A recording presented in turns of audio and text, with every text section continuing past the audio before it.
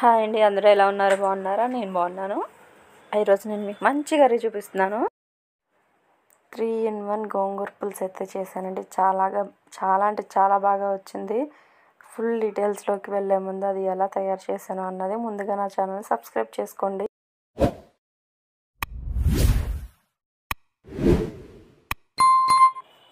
ముందుగా అయితే ఒక గోంగూర కట్ట అయితే తీసుకున్నానండి. దాన్ని శుభ్రంగా కడిగేసుకొని ఇలా 3 పచ్చిమిరపకాయలు అయితే వేసి ఒక గ్లాస్ నీళ్ళు వేసి బాగా మగ్గించేసానండి. అంటే ఆకు మగ్గిపోయేంత వరకు ఉడకపెట్టుకున్నాను.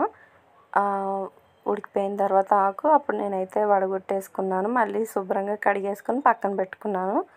తర్వాత దాన్ని పేస్ట్ చేసుకొని పక్కన పెట్టేసుకోండి. చల్లారిన తర్వాత ఈలోపు ఒక ప్యాన్ తీసుకొని అందులో 2-3 స్పూన్ల ఆయిల్ వేసుకొని ఎండు రొయ్యలు శుభ్రంగా కడిగేసుకోవాలండి. వేడి నీటిలో ఒక అరగంట నానబెట్టి వాటిని శుభ్రంగా కడిగేసుకొని ఆయిల్లో వేసి వేయించాలన్నమాట. కొంచెం కారము అలాగే చిటికెడు సాల్ట్ కూడా వేసి వేయించుకోండి. మామూలుగా అయితే గోంగూర పులుసులో ఎండు రొయ్యలు వేసుకుంటారు ఖచ్చితంగాని. బట్ నేను వేసే 2 ఐటమ్స్ అయితే ఎవరు వేయరేమో ఇప్పుడు వచ్చి. అంటే ఇలాంటి పులుసులో మీరు ఒకసారి నేను చేసినట్టు ట్రై చేయండి, మీకు నచ్చుతుంది. మా అత్తయ్య గారు వచ్చి ఏం కూర వండుతున్నావు ఏంటి అని అడిగారు. ఇలా అని చెప్పాను అని అన్నారన్నమాట. షాక్ అయ్యారు. అయిపోయిన తర్వాత వంట అయిపోయిన తర్వాత అసలు ఎవరైనా వండుకుంటారా అలాగే అన్నారు. నేను వండాను కదా, ఎవరో వారికి ఎందుకు తినండి బాగుంటుంది అంటే మా అత్తయ్య గారు నేను తిన్ను అన్నారు. మేమైతే తిన్నాం. మా ఫ్యామిలీ ఫుల్ హ్యాపీ, అందరికీ నచ్చిందనమాట. ఓకే, ఇవి అయిపోయిన తర్వాత ఇప్పుడు ఎండునెత్తలు ఉంటాయి కదా, సేమ్ అవి కూడా నేను అలాగే వేడి నీటిలో ఒక అరగంట నానబెట్టి అలాగే వాటిని మళ్ళీ శుభ్రం చేసిన తర్వాత ఉప్పు కారం ఆల్రెడీ ఇందాక ఎండు వేసాం కదా, ఆ కారం సరిపోతుంది ఉప్పుని వాటిని వేయించేసాను అనమాట అదే ఆయిల్లోని. వీటిని వేయించేసి పక్కన పెట్టేసుకోండి. ఎండునెత్తలు వేస్తే ఏం బాగుంటుందని అనుకుంటున్నారేమో, లేదంటే చాలా అంటే చాలా బాగుంది. మీరు ఒకసారి ట్రై చేయండి పులుసుని, మీకు నచ్చుతుంది ఖచ్చితంగాని. ఇప్పుడు ఇదే ఆయిల్లోనే నెక్స్ట్ ఐటమ్ అన్నాను కదా, కాకపోతే అది ఆయిల్ సరిపోతే కొంచెం ఆయిల్ వేసుకుందాము అంతకన్నా ముందు. ఇప్పుడు సరిపోతుంది. నేను ఇందులో అయితే చికెన్ వేస్తున్నానండి. చికెన్ అయితే నేను ముందైతే ఉప్పు కారం పెట్టేసి శుభ్రం చేసి ఫస్ట్ చికెన్ని ఉప్పు కారం పెట్టి ఫ్రిడ్జ్లో 1 గంట సేపు అయితే నానబెట్టానండి. మనం ఉప్పు కారం పెట్టి ఫ్రిడ్జ్లో పెట్టడం వల్ల ముక్కలు ఏంటంటే త్వరగా మగ్గిపోతాయి అన్నమాట. ఏమీ కాదు అంతకుమించి. ఇప్పుడు అది తీసిన తర్వాత ఒక 10 నిమిషాలు బయటికి తీసిన తర్వాత ఫ్రిడ్జ్లోంచి అప్పుడు స్టవ్ మీద అయితే ఇంకా చిన్న చిన్న ముక్కలు కోసుకొని వేసుకోండి, లేదంటే పెద్ద ముక్కలే వేసుకోండి. నేనైతే బోన్లెస్ అయితే తీసుకున్నాను. మీరు ఎలా కావాలంటే అలా చేసుకోవచ్చు. మ్యాక్సిమం బోన్ ఉంటే బాగుంటుంది. ప్రజెంట్ నాకు అవైలబుల్లో అదైతే ఉన్నదని చెప్పి నేను అదైతే వేసానండి. ఇవి వేగిపోయిన తర్వాత వీటిని బయట తీసేసుకోండి. నిజంగా చెప్తున్నాను కదా, పులుసు అయితే వేడి వేడి అన్నంలో ఒక లెక్కల్లో ఉంది. నైట్కి ఇంకా బాగుందన్నమాట, ఊరిపోయి ముక్కలు ఇంకా బాగున్నాయి. ఇప్పుడు అదే ఆయిల్లో చికెన్ తీసుకున్నాం కదా, ఒక 4 ఉల్లిపాయలు అయితే నేను చిన్న చిన్న ముక్కలు కోసుకొని వేసుకున్నాను. కొంచెం సాల్ట్ వేసుకొని ఫస్ట్ అయితే వేయించేసుకుందాం మనం.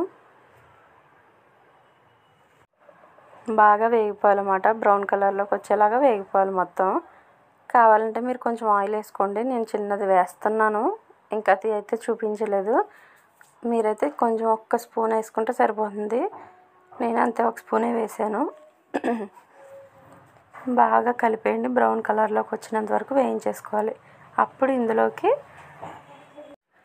ఇందాక గోంగూర పేస్ట్ చేసుకొని ఉంచుకున్నాం కదా, ఆ పేస్ట్ అయితే వేసి బాగా కలిపేసుకోవాలన్నమాట. నేనైతే ఒక కట్టు తీసుకున్నాను. మాకైతే 2 పూటలు వచ్చింది పులుసు అయితే. చాలా చాలా బాగుందన్నమాట. వివరించడానికి లేదు, అది తిన్న వాళ్ళకే తెలుస్తుంది దాని రుచి.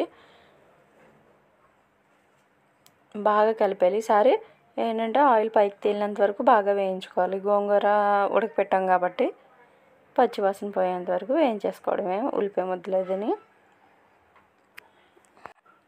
చూడండి, ఈసారి ఆయిల్ తేలినంత వరకు వేగిపోయింది కదా. ఇప్పుడు ఇందులోని మనం ఏం చేద్దామంటే ఇందాక ఉప్పు కారం పెట్టి వేయించుకున్నాం కదా చికెన్, అదిని ఆల్రెడీ మ్యారినేట్ చేసి పెట్టేసాం.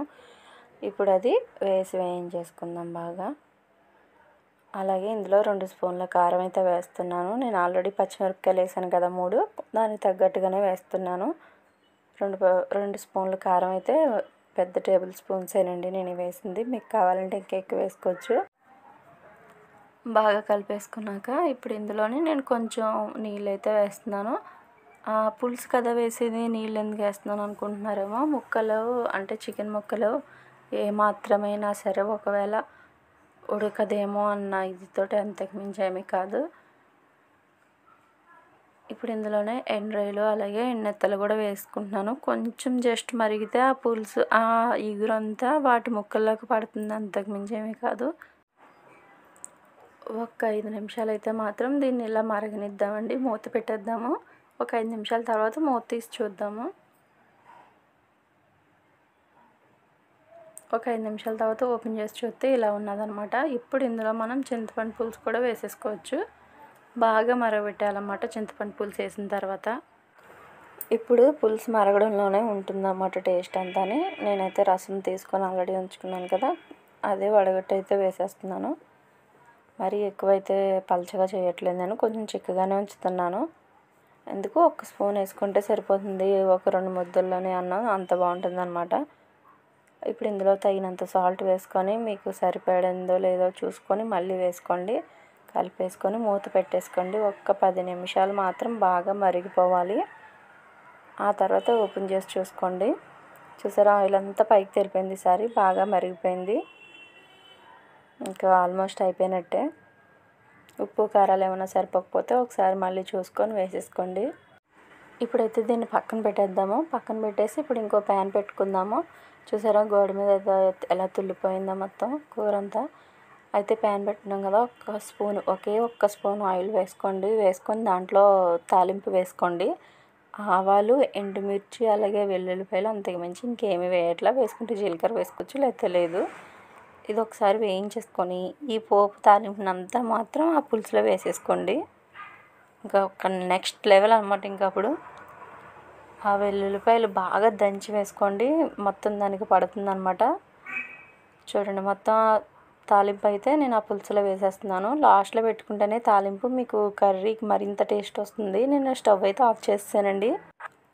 ఇప్పుడైతే ఒకసారి కలిపేసుకొని మూత పెట్టేసుకోండి. ఇంకా గార్నిష్ చేసుకొని తినడమే అనమాట. నేను ఏ గార్నిష్ చేయట్లేదు, ఒక పక్కన ఆకలేసేస్తుంది అనమాట. అందుకనే గిన్నెలోకి తీసాను కర్రీని అయితే. ఇప్పుడు వేడి వేడి అన్నంలోకి ఈ కర్రీ వేసుకొని తింటే ఉంటుంది. ఏది ఎండ్రాయిలు తిన్నా పుల్లగానే ఉంటుంది, ఎండెత్తలు తిన్నా పుల్లగానే ఉంటుంది, అలాగే చికెన్ ముక్క తగిలినా పుల్లగానే ఉంటుంది. ఇంకా ఆల్మోస్ట్ టోటల్ పులిపోయి అనమాట కర్రీ. అంత బాగుంది. మీరు ఒకసారి మీ అందరికీ కూడా నచ్చుతుందని అనుకుంటున్నాను. ఒకసారి ట్రై చేయండి. ముఖం వికారంగా పెట్టిన వాళ్ళకైతే ఇది తింటే కనుక అర్థమవుతుంది అనమాట ఇదేం కూర అనేసి. అంత బాగుంటుంది అనమాట. ఎనీవే ఒకసారి అయితే ట్రై చేయండి, ఖచ్చితంగా తినచ్చు ఈ కూరని. మీ అందరికీ నచ్చుతుంది అనుకుంటున్నాను. నచ్చుతుంది కూడా. మీ ఇంటికి చుట్టాలు వస్తే కనుక ఖచ్చితంగా ఈ వెరైటీ కర్రీ అయితే చేసి పెట్టండి, నచ్చుతుంది ఖచ్చితంగా అందరికీ. మరిన్ని వీడియోస్ కోసం నా ఛానల్ని సబ్స్క్రైబ్ చేసుకోండి, లైక్ చేయండి, షేర్ చేయండి, గంట సింబల్ని క్లిక్ చేయండి. బాయ్.